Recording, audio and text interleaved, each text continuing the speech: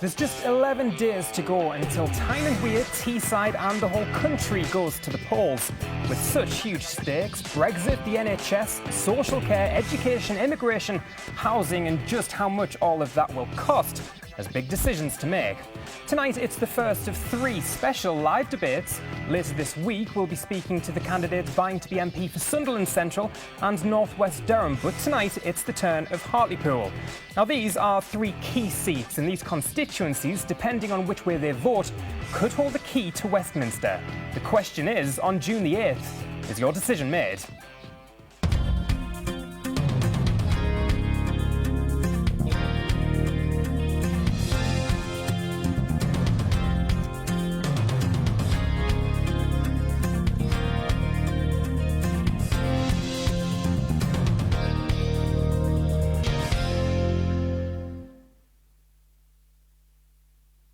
Well, tonight it is the turn of the candidates fighting to be the MP for Hartlepool. If you've got a question to ask them, get in touch on social media.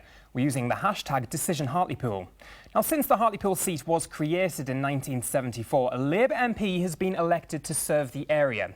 Since the by-election in 2004, where Labour MP Ian Wright was elected, he went on to hold the seat through 3 more elections in 2005, 2010 and 2015. But when this election was called by Prime Minister Theresa May, he announced that he wouldn't be standing again, ensuring an intriguing campaign trail as our candidates fight for your vote.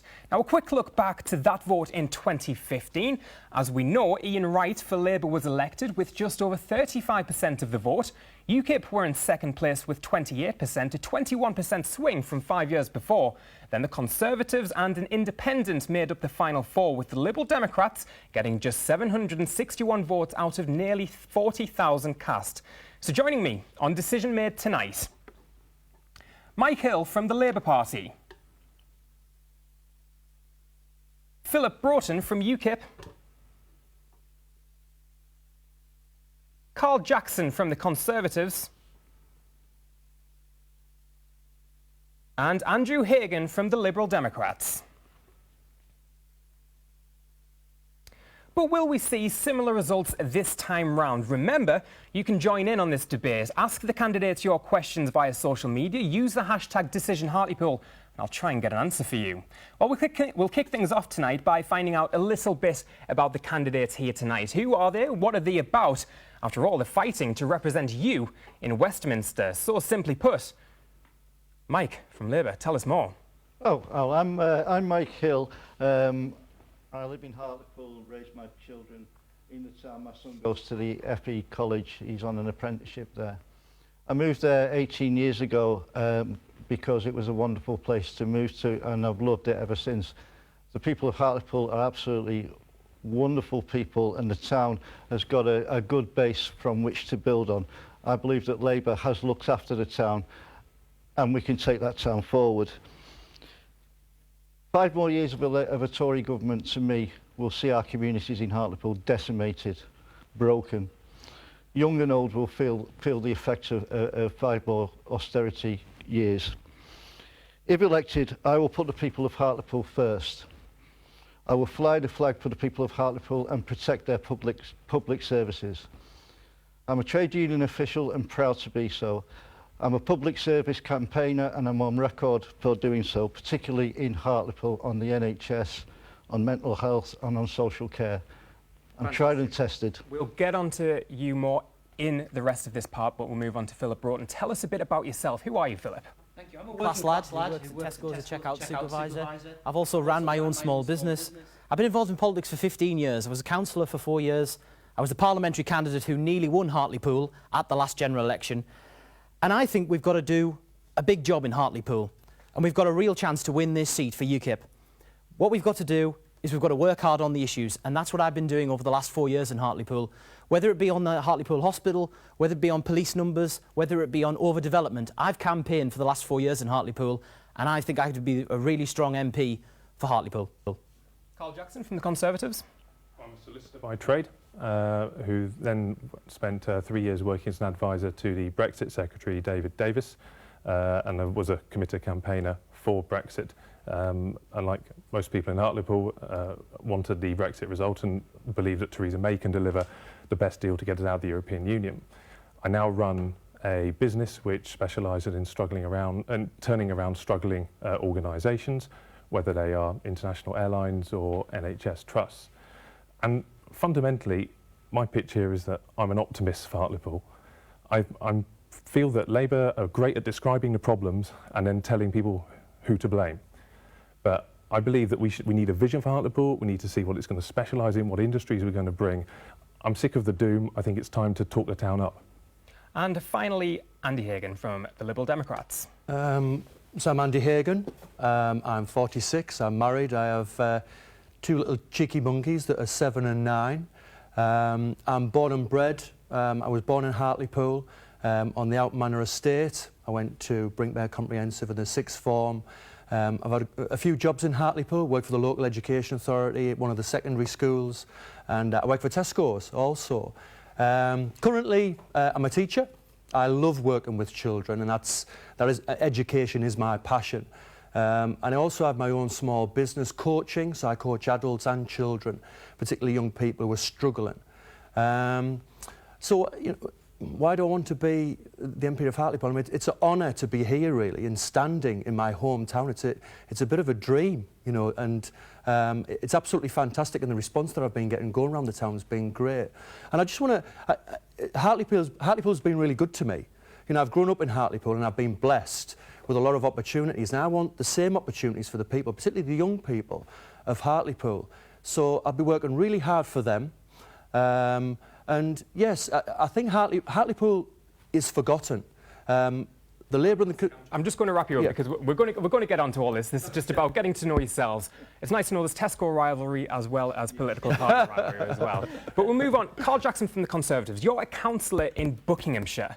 Now, people will say, why on earth would we vote for someone from Buckinghamshire to represent the people of Hartlepool? What do you know about the matters that matter to the people of Hartlepool? Well, first of all, I mean, I have family in the North East. I'm no stranger to Hartlepool. But it's interesting when people... the only people I'm really finding are raising the Buckinghamshire issue are the local papers and local media. I'm not getting it on the doorstep. I'm not getting it sort of in the hustings, apart from today. I think people are more interested in who's got the experience to do the job. Let's face it, the people of Hartlepool are hiring. They've got 4 candidates, they've got 4 CVs. If you're hiring, you're looking for the person who's the best fit to do what needs doing, not the person who's got the postcode closest to where you currently live. I've got the legal experience, I've got the political connections to make Hartlepool's voice heard at the top, and I've got the business experience of creating jobs and attracting investment. If you haven't done that regularly, it's just words, it's just slogans. I create jobs, I attract investment. I think I could do a job for this town. Fantastic. Well, we'll move on to Phillip Broughton from UKIP. Are you a local person? Yes, I rent a place there. I rent an office there as well. I've been involved in Hartlepool for the last 4 years, as I said earlier on. I've been campaigning on the issues. You know, I've been here 4 years, not 4 weeks like the other guys. And I think it is important what you've actually done. You know, I've been at the rallies, I've been at the marches, I've been at the protests for the hospital. I've been campaigning on things like overdevelopment, where we've had too many houses being built and our green belt being built over. And of course, I've been fighting for that we need more police officers on the streets because, you know, crime has gone up 11.5% in Hartlepool. But they need somebody who is strong. I think at the last general election, I proved what I could do. I nearly won this seat. We only need a 4% swing to win this seat, and you've got a strong UKIP MP, and I will be a strong voice for the people of Hartlepool in Parliament. You're painting yourself as Hartlepool through and through. The ballot paper. You rent the address you put on the ballot paper was a B&B in Hartlepool. I know we've had some talk about this in other media. What do you think of that? Is that okay to do? Is he misleading people? I think it's disingenuous. And it's as disingenuous to say that you've been campaigning for 4 years and been to rallies and to say that other people have not been doing so. I'm on record. People can read what they want online about me. I've been in Hartlepool campaigning on public sector services, particularly the NHS, for 18 years, for all the time that I've lived and worked in Hartlepool. I've not only been to campaigns, I've organised campaigns and events around that. So I am on record as a local campaigner and a campaigner that can actually get things done. I also speak for the workers in our public services, those that can't speak for themselves. a lot of them local residents as well. Fantastic. And Andy Hagan, you pride yourself in being the local candidate for this election. What do you think about this? Are you the only person, the only local person that is standing to represent the people of Hartlepool? I mean, I think, you know, all the candidates... Very quickly. You know, have an appreciation, I think, of what's going on in the town. And, I mean, as I said to the local media, I don't want to get distracted by this. Really, we need to focus on the policies and on what's going to be the best for Hartlepool. And that's what we should be focusing on. Fantastic. Well, we'll continue this debate after the break. In the meantime, though, do get in touch with us on social media. Use the hashtag #DecisionHartlepool. There's a team of people reading your tweets and messages on Facebook, and we'll get some questions to your candidates. After the break, we're talking about the NHS and the E-word Brexit. See you in a few minutes.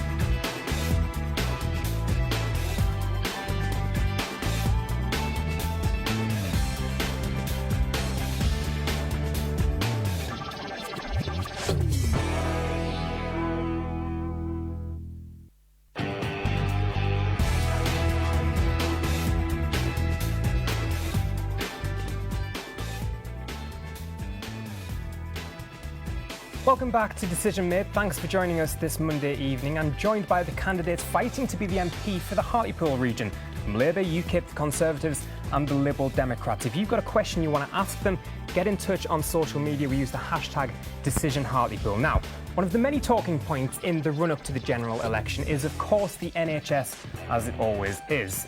Now, Labour and the Liberal Democrats have committed an extra £6 billion a year that will be funded by a tax on the highest earners for Labour, and the Lib Dems will put 1 pence in the pound on an increase on income tax for everyone. UKIP have pledged £3 billion into frontline services, and that translates into an extra 20,000 nurses, and that's going to be paid for by cutting the budget for overseas aid. Conservatives said they'll pledge an extra £8 billion in real terms by 2022. So first of all then, Carl Jackson from the Conservatives, what does that even mean? And what does it mean in Hartlepool? Well, what it means nationally is in Hartlepool? Yeah. Well, you asked me what it means generally and what it means in Hartlepool. Well, I mean, nationally we're facing a huge increase in demand. And that's because of an increasing population, and it's because of an ageing population. The Conservatives recognise this. We're putting more money into the NHS this year than any government in history ever has, to make sure we can try and meet that demand. There are another 11,000 doctors and 12,000 nurses since 2010. Here in Hartlepool, I think we've got a set of issues relating to health which aren't just about pure funding. It's about the consolidation of services. Now, in some circumstances, consolidation can lead to better performance, but when it's talking about moving A&E, for example, further away from local people, I think we need someone who can speak up, again, to the highest levels of government to say, we need our voice heard, we need to stop these services moving away. Did you disagree then with the A&E services moving away from Hartlepool in 2011? This is my concern, because for a number of specialist services, you can find that consolidation actually improves clinical performance. A&E, the point is that there needs to be one close to everyone. So I've got concerns about A&E consolidation. People need to be within easy reach of one. My concern is that we haven't had anyone really speaking up for the town on this and able to get to the right people to try and defend local services. Did you disagree with A&E closing in 2011? Well, ultimately, yes, I don't want to see A&E moving further away from people, because like I say, the whole point is that we keep A&E as close to as many people as possible. It is, of course, a trust decision, and power is devolved to the trust, but the Conservative manifesto promises that of these sustainability and transformation plans, which so many people in town will know about, they have to be clinically led and they have to be locally supported. If they're not locally supported, they shouldn't go ahead. We'll touch on that in a second. Phillip Broughton from UKIP, you're shaking your head there. Yeah, no, the fact is we've had the regionalisation of the health service, where services have been taken away from hospitals like Hartlepool, and it's just not right. You know, we in UKIP think we've got to protect the NHS, keep the NHS in the public sector. We oppose the privatisation that was started by Blair, carried on by Cameron and May. You know, we want to see local services come back to local hospitals, because this regionalised health model just doesn't work. And I think, you know, we need to make sure we have more democratic accountability for health decisions. And that's why we are very much in favour, and we've talked about many times, having locally elected health boards rather than these trusts that actually have no accountability to voters at all. So 20,000 extra nurses across the NHS, that's in the UKIP manifesto. How many of those nurses will be at Hartlepool General Hospital? I don't know specifically how many there'll be at Hartlepool Hospital, but I think it's a statement of intent from our party that we believe that we should actually cut the foreign aid budget. We're the only party on this platform that's saying let's cut that foreign aid budget and instead spend that money on our NHS. Our NHS needs more money. We've got an ageing population, as Carl was just saying there. We need to make sure that we spend the money on the NHS, and we should be cutting that foreign aid budget, and UKIP are the only party in this election who will cut that foreign aid budget. Just to give a bit of context here, A&E closed in Hartlepool in 2011. Instead, emergency care would be provided at a new £20 million centre, the One Life Centre. It was closed because it said it would struggle to provide on-site senior medical cover 24 hours a day. Instead, the nearest accident emergency was North Tees in Middlesbrough. Now, Mike Hill, would you look to bring back A&E services to Hartlepool? Of course I would like to see A&E services come back to Hartlepool. I'm a citizen of Hartlepool. And I was around when First Children's and then the full A&E went, and I'm on record as being opposed to that. I spoke on behalf of my members affected, and it was a disgrace and a letdown to the people of Hartlepool that the Trust decided to move it. So if people vote you in, is that the top of your agenda to bring back an A&E service to Hartlepool? The top of my agenda is to bring back as many services into the hospital at Horsford Road. Reason is, fabric-wise, it's in far better shape than North Tees Hospital. Potential-wise, it's still there. It's still a hospital, despite what people think. It's not going into reverse. We need to get services back in. Urgent care is there, but it's not A&E. Urgent care is there, but that's a sign that we can invest in the right direction. And if we do, I want to work with all communities to protect what we've got and fight for that hospital. Andy Hagan from the Lib Dems, I was obviously looking on the Hartlepool manifesto, and in the 6 key points, A&E services wasn't mentioned in that. On the first 6 points, you've got to look into the manifesto to find it. In the manifesto it does state that, and I've been on record. I've been on record publicly saying how important it is. There was a debate last week with the BBC, and I said that I am going to be knocking on Theresa May's door to find out where this 350 million is. That was one of the, hopefully not a lie, about that money that goes to Europe will now be coming back into the NHS, and I'll be wanting to know where Hartlepool's share is. I've used the A&E. I've played football regularly in Hartlepool. I've had broken noses, broken ribs, and the service was absolutely fantastic. 2 weeks ago, I know somebody very close to me who rang up to find out where they needed to go for some care, and they were told Redcar, that they would go to Redcar. And when they said they're not going there, they said, well, it'll have to be North Tees. And when this lady went to North Tees, the doctor said, why aren't you at Hartlepool? They've got the services there. It's an absolute disgrace and a shambles. And I think, that the parties here, particularly the Conservatives and the Labour Party, have a lot to answer for. They have not protected the frontline services that they're now saying they want to protect. I will be there. I will be banging the drum to get that money, that 300, or a share of that 350 million into Hartlepool, so that we can fully restore all the services, all the hospital services that we deserve and need. Well, Carl Jackson, we'll bring you in on this. The Conservatives, you mentioned I'll get it out in a second, the Sustainability Transformation Plan. But North Tees was actually flagged as a unit for potential closure to plug a £281 million funding gap. If that goes, where are people in Hartlepool going to go? Well, I mean, this ultimately, of course, is a question for the Trust management, but I understand that the consolidation can only happen with the agreement of both trusts involved anyway. And we're quite clear in the Conservative manifesto that it has to be locally supported to be approved.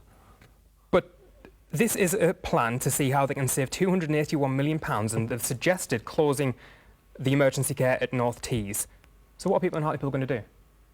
Well, I say I'm going to make sure, or do everything I can to make sure, that this isn't going to happen. But that's going against the top people in the Conservatives, isn't it? Well, no, that's not correct, because it is not decided by the top people. But it's recommended and pushed. It is not decided by any of the top people in the party. It is ultimately a decision for the local. And then it'll go to James. They're going to be travelling miles down the road to Darlington. If the A&E shuts at North Tees, it's a kick in the teeth for the people of Hartlepool who've already lost their A&E.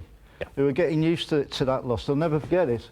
But it'll go to James Cook, no, it won't go to James Cook. It got to Darlington. James Cook will be there as a centre of excellence, but North Tees will be downgraded, and we lose that A&E, we'll lose lives of people of Hartlepool. That's the closest one to us for the moment. But the thing is, the Conservatives have had their chance. You know, they've been in government for 7 years, and they haven't done the job. And the fact is, we are the only party in this election that is saying, let's actually give power back to the people. And I think having the locally elected health boards would actually give people the chance to have a say, because the problem is, these health trusts make these decisions, they're not accountable to anybody. We all go to protests and rallies, and we're not happy that we're losing services, but we have no effective control thanks to Labour governments and Conservative and Liberal Democrat governments who have let these trusts do what they want. There is no accountability to the people, and that is wrong. Well, if UKIP feel so strongly about this, as you seem to do, why are they pledging half the money that Labour and the Liberal Democrats are?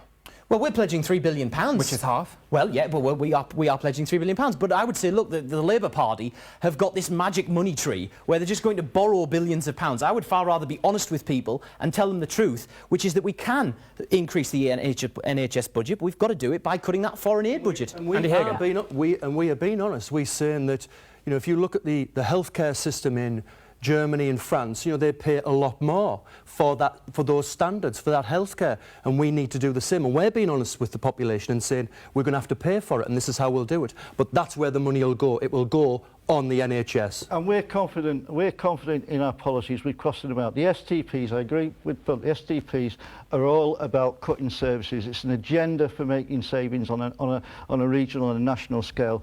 There's a lot of waste in the NHS. We all know that, and we will tackle that. But we will end the STPs. But more importantly, Labour will invest in the workforce in those hospitals. It will end the 1% pay freeze that's dominated that sector for year in and year out. We will scrap student bursaries, particularly for student nurses, because we want qualified, skilled people in those hospitals, and we'll guarantee patient safety, staffing safety levels, and then the rip-off of workers in that trust.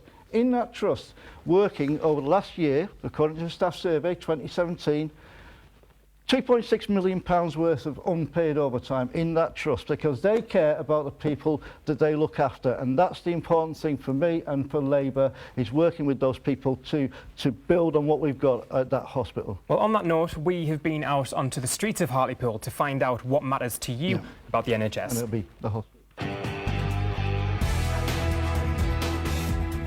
Before the Brexit, we promised that there will be more money to the NHS, but now where is that money? It's a more cut to the NHS now. And Hartlepool, there was an emergency unit is closed already because of the no funding. Now they moved to the university hospital. So the question there, obviously UKIP had a lot to do with leaving the EU. That money then that you're pledging, how much is it going to cost to bring back A&E to Hartlepool? A simple figure. I honestly don't know how much that would be off the top of my head. How can we say that we're going to do it? Well, look, I think what you have to do is you have to have a record of campaigning, which I do over the last 4 years. You've got to be passionate about this issue, which I am. I think the NHS is one of the greatest institutions this country has. And what we need to do is we need to protect it and we need to keep it in the public sector. But I would make this argument to you. There's 4 parties on this platform. UKIP is the only party that never has and never will privatise the NHS. Blair did it when he was in government. Cameron and Clegg did it when they were in the coalition government, and I think that tells you a lot about the ideas that the parties have. Nuttall wants to. Paul Nuttall has No, it's not. No, it's not. Here's the Labour lies again. Here's the Labour lies again. Is on record. Paul Nuttall. Tony Blair. Paul Nuttall. Tony Blair. Paul Nuttall Tony is on Blair, record the of wanting to Competition Act of privatise 1998. the NHS. The Don't NHS insult. Act of Don't insult the public servants. And PFI that's costing us like 300 Phillip, you're talking out and out lies. Blair did all of those things. Do you deny Blair did those things? Do you deny that Blair did those things? It was the trade unions. He did it, didn't he? It was the trade unions to put a stop. Didn't he put those acts in Parliament? If you're talking PFI, we can talk all night long about PFI. Yeah, 50 billion in loans. About the beginnings 300 of the billion in market repayments. sector, we can talk about that all over. If you talk about the trade unions and what they did to prevent it and what the Tories did to open the gates again when they got in 2010, we can do that all night. See, the problem you've got, Mike, is nothing happened before 2010, did it? But you guys were in government for 13 years. It's a debate, not an argument. We'll bring in the Liberal Democrats. What are your thoughts on this? I mean, we've pledged the amount of money that we think is necessary in the NHS, and I think we're very concerned that a promise was made by those that wanted to leave. You know, we're talking about Brexit in Hartlepool, and one of those things that was stipulated was, you know, some of that 350 million, or in fact if all of it a week, would come into the NHS, and I think a lot of people believed that that would happen. And now it's time for those people who said that to honour that commitment and to start pumping money or agreeing a time, a deadline for when that money is going to come back into the NHS and in particular Hartlepool. And I'll be fighting there and banging the drum to make sure that it does. Well, a very interesting topic as well. Thank you for getting heated. It's very nice. We'll move on though. That question we heard was about Brexit as well. What's going to happen to all the money that was pledged after Brexit? We've heard that question, but we're switching focus from the NHS to everything about Brexit. Now, just for a bit of background, Hartlepool in the referendum on June the 23rd last year, nearly 70% of people voted to leave, 69.5% and 30.5% voted to remain. And we've got a question from one of our viewers regarding Brexit in Hartlepool.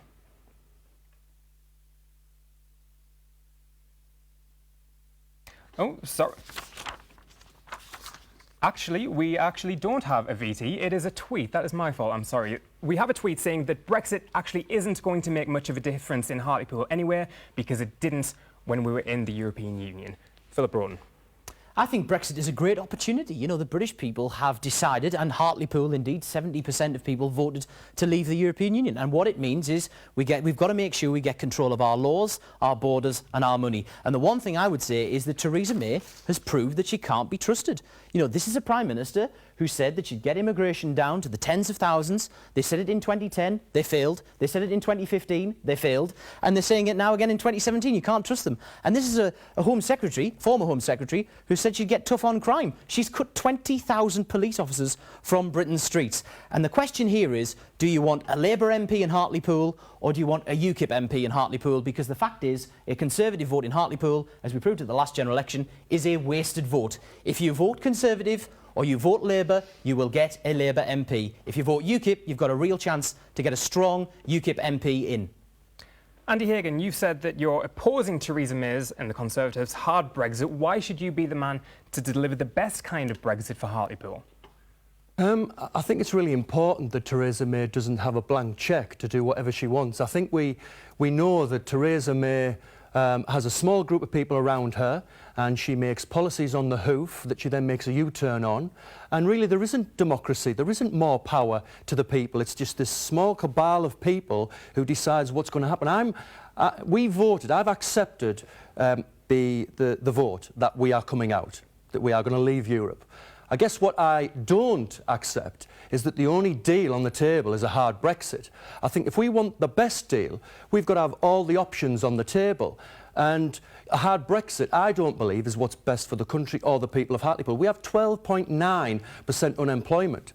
And I'm really worried about, you know, leaving with preferential trading rights, the biggest market in the world. And I think that's going to hurt business. Business is telling us that it's going to hurt us. It's going to hurt jobs. And it's particularly going to hurt jobs in the poorer, more socially, economically deprived areas, of which Hartlepool is one. So I'm incredibly worried. However, I am positive because in these next 2 years, I'm going to be fighting tooth and nail to get some of the European money back into Hartlepool where it belongs. We've got to be positive. My son said to me, Dad, are you going to win this election? Are you going to become the MP of Hartlepool? And I said, I'm going to try and persuade the people of Hartlepool that I am the right person. And he said, good, because you've got to be positive. And I'm positive about Hartlepool. I was born there. Hartlepool's a fantastic place, and I'll give 110% to the people of Hartlepool. Fantastic. Carl Jackson. Well, I agree with the opening line of what Phillip said, that I think that Brexit is a huge opportunity. We can get out of the common fisheries policy. We can get out of state aid rules so there can be more support for businesses. We can get a free trade deal with the EU and strike our own free trade deals with the rest of the world. The North East is the only net exporting region in the country. The opportunities are huge.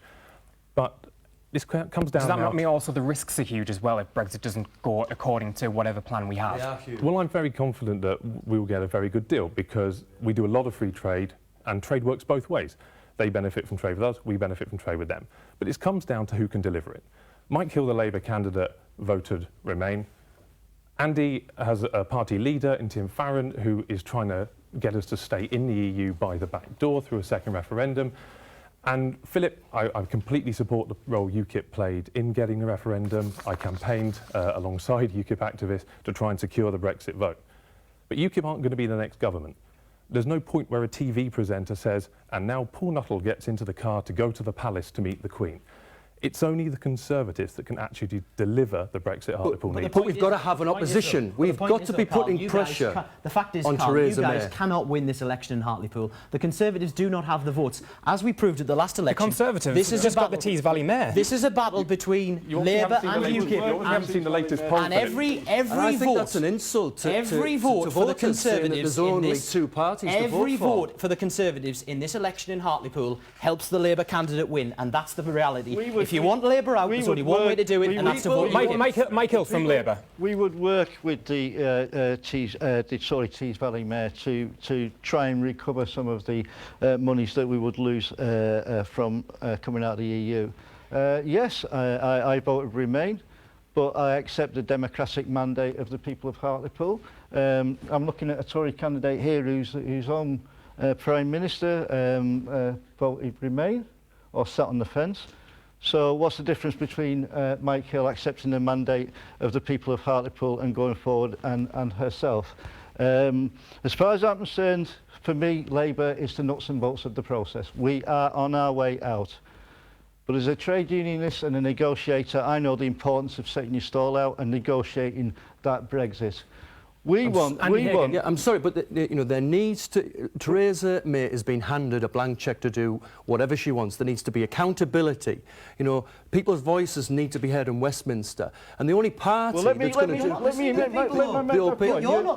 people. You want another referendum. The people have made the decision. It doesn't mean that we still can't have a voice. Yes, we voted Remain, but we still deserve a voice. But you guys want to stay in the single market. The people voted to leave the single market. I think people voted for Brexit, they voted to leave, but I've met a lot of leavers, I've met a lot of people who said, yeah, we voted to leave, but we do not want a hard Brexit. They are worried about a hard Brexit. And the Prime Minister at the time, David Cameron, was very, very clear. He said, if you leave the European Union, you leave the single market. He was absolutely crystal clear. I think a lot of information's come out about what the economy might look like in the future, and people are worried. And what we want to do is give people the final vote on it, the people of this country to have the first, the final deal. Phillip from UK. Michael, your thoughts? I recognise the worry. I do. And I recognise the point about the blank canvas, the fact that Theresa May's got nothing in front of her but she has no plan. Nothing. There's no plan. Andy, the difference with me is I will fight for the protections that I naturally would fight for in any case. Labour's agenda on Brexit clearly is to protect our borders. That's in our manifesto, but clearly to protect the interests of our people over in the EU, residents and EU residents here. Jeremy Corbyn wants open borders. You'll never say this. Clearly, well, Jeremy Corbyn wants open borders. The rights of workers, all the rights that we've achieved through the EU to control. We all Brexit, agree with workers' rights, we all agree with workers' rights from the EU. Businesses, no dilution, and no removal. To work with people like the democratically elected mayor of Tees Valley to bring income and proper jobs into the area in a controlled way and for the benefit of people. Carl Jackson, your thoughts on this? Is Theresa May delivering the Brexit that people voted for on the 23rd of June? Yeah, I mean, I think this point about hard and soft Brexit in particular is a completely false debate. It's invented by people who voted Remain and haven't accepted the result. Hard Brexit is usually defined by them as meaning leaving the single market, leaving the customs union, ending supremacy of the European Court of Justice over our laws. That's not hard Brexit. What does hard but stable mean? That's not hard Brexit. That's just Brexit. Hard but stable. Soft What's all that Brexit, about? if you stay in the single market, you stay in the customs union and you're still subject to ECJ jurisdiction. That's not soft Brexit. That's just staying in the EU by the back door. Theresa May will deliver the Brexit the people voted for. David Cameron and everyone who campaigned on both sides was clear that we would be leaving the single market if we left. But Liberal Democrats, 70% of the people in Hartlepool voted to leave the European Union. Yeah, why should they vote for someone who didn't support that, who may not push to get the same deal that Theresa May is? All people in our nation in Hartlepool deserve a voice. So the fact that, yes, I accept 70% of the population said we wanted to leave, but there are other residents in Hartlepool people who still need to be heard, who have a voice. And some of those who voted to leave, I know, are incredibly worried about what's happening and what a hard Brexit might look like. And the fact that Theresa May is going to be the best person to deliver what we need, you just look at some of what's happened over the last week and some of the U-turns. I think that Brussels will be rubbing their hands when they're going to be talking to Theresa May. You put some pressure on her, and she does a U-turn or she backs down. So I'm incredibly worried about their negotiations if she is the next Prime Minister. But the problem you've got, Andy, is though there's no such thing as hard Brexit or soft Brexit. There is simply Brexit. You either stay in the European Union or you leave the European Union. And the problem that you have is you want to have another referendum, and then what you're going to do is you're going to try and keep everybody in the European Union. What we want, is anti-democratic, and you should be ashamed. We want the best deal. We want the best deal possible. And at the moment, it's just this hard Brexit deal. And that might not be best for the country. We want what's best for the country. We want all the options on the table. Why don't you just accept the result? We're talking about what's best for Hartlepool and anti-democracy. Is the anti-democracy not the Conservative Party asking UKIP not to stand in this election in Hartlepool? Well, is that question to me? Yes. Yes. Well, let's look at the hard facts. The latest poll for Hartlepool showed the Conservatives and Labour neck on neck on just over 40% of the vote, UKIP down on 10% and the Lib Dems on 5%. Now, that's because there's a real focus here between the two options available. UKIP was second in the election in 2015. You can't ask the party to not stand. Surely that is anti-democracy. Look, we want to reflect. So the question was to me. We want to reflect the Brexit views of the people of Hartlepool. Well, you can't do it. You can't. We therefore want to give Theresa May the strongest possible hand we can in those negotiations. There is nothing that a UKIP MP in Hartlepool would achieve. The only attention it would get would be a few journalists from London coming up to see why this part of the world returned the only UKIP MP in the country. Yeah. It doesn't achieve anything. We get the influence we need at the top. We get the influence in the Brexit negotiations by electing a Conservative member. No, I mean, let me come back. I've got to come back. I'm very sorry to interrupt. We're going to have to come to a break. We'll come back after the break. After the break, we will be talking about what the candidates are going to do to bring employment back to the town and attract business and industry too, and I'm sure we'll pick up on that. If you've got a question you'd like to ask, get in touch on Twitter. Use the hashtag #DecisionHartlepool, and I'll try and ask you a question if I can get a word in otherwise. I'll see you in a few minutes.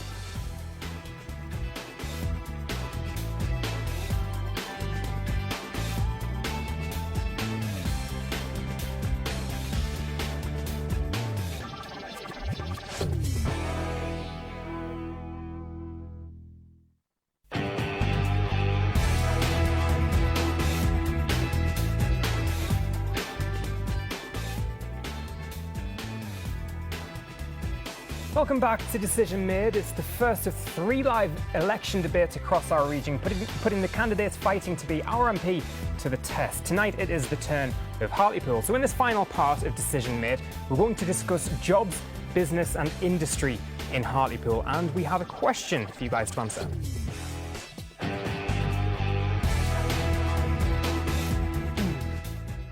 Over the recent years, Hartlepool's seen a decline in businesses, in people's livelihood and just people's general day-to-day life. What are you going to do, in particular, to get the town booming again, get us back to a town where we're proud of, we love, and to be where we need to be? I just want to see who's going to fight and who's going to turn Hartlepool into the passionate town that we all are. Now, all our candidates were nodding their head in agreement to that question, and I'm going to start with Carl Jackson. What are you going to do as the MP for Hartlepool to bring back pride and jobs and industry to the region?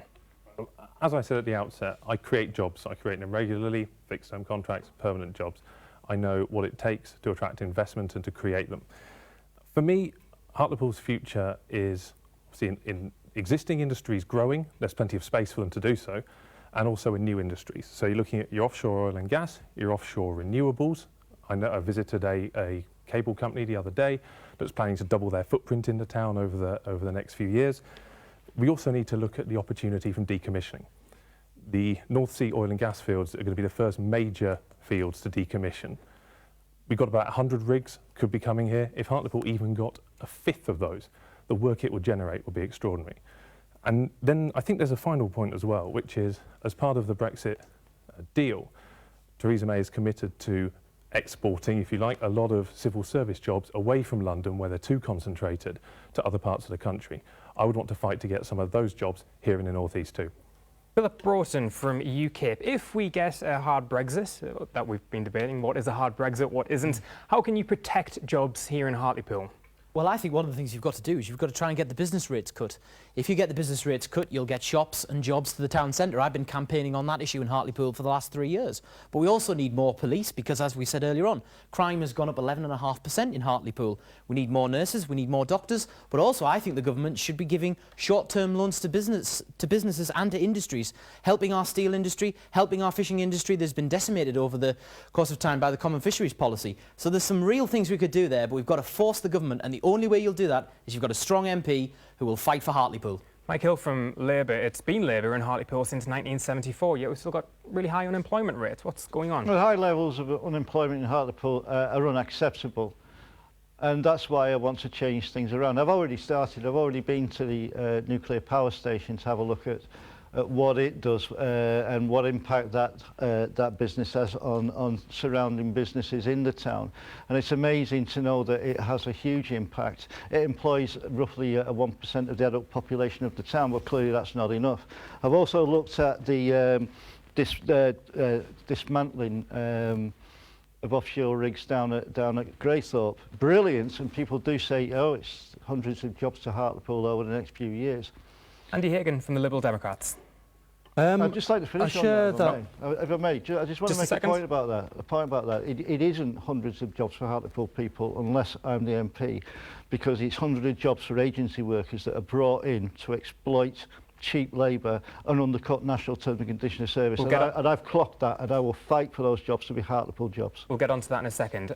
Andy Hagan from the Liberal Democrats. I'm a proud Hartlepoolian. I share the gentleman's sentiments wholeheartedly. I've been unemployed in Hartlepool. I've had a few jobs in Hartlepool, so I know that it is tough. So I can empathise with the gentleman. We need a plan, a robust plan, a strategic plan for business and bringing jobs into Hartlepool over the next 10, 15 years, and looking at working really closely with Tees Valley and getting our fair share of investment. The sort of chemicals and processing jobs, offshore, oil and gas, and some of the new technology and logistical jobs that are out there. We need them here. We need our fair share. We need to be looking at how we connect with the rest of Tees Valley and the rest of the world and the infrastructure that will need. I think we also need to look at the skills, because if businesses know that we've got the skilled people here and those people are educated to do X, Y and Z jobs, then the businesses will come. And we've also got to nurture those businesses that we have already. We'll continue this in a second. We're just going to give the audience a bit of context. And for context, these are the employment rates for 2016, the unemployment rates, I should say, which you should be able to see on screen now. Unemployment in Hartlepool from January to December in 2016, on average, from the Office for National Statistics, was at 9%, the highest in the country. Next was Birmingham at 8.7%, and nationally it's around a 4.9% average. So you can see the problem we had in Hartlepool in 2016. I'm going to come back to you, Carl Jackson from the Conservatives. You, being on your Twitter, you said that how fantastic is it to see unemployment rates in Chesham and Amersham, which is in Buckinghamshire, less than 1%. What do people in Hartlepool know or care about a less than 1% unemployment rate in Buckinghamshire? Well, that's a slightly disingenuous question, if I may say so, because that was something I tweeted long before I was the candidate for Hartlepool. But does enough still stand? If you think that getting an unemployment rate to even less than 1%, how do you translate that to a town where it's got 5%? Well, that's the aim, isn't it? Low unemployment is something to celebrate. Chesham and Amersham is extremely fortunate in being very near London, having a lot of people moving out from London with their cash. Hartlepool needs a different vision, one I've already spelt out. But I have to say, I think making comments about unemployment in other areas before the election was even known about is, frankly, a little bit of an odd statistic to quote. People of Hartlepool need hope, and they need an infrastructure. The view was great. Bring back the passion in the town, because the town is passionate and jobs need to be created there. But look at what we're doing. Look at the FE College, the wonderful FE College, the diverse range of apprenticeships that are in that college, including aeronautical engineering. Second best performing college in the UK last year.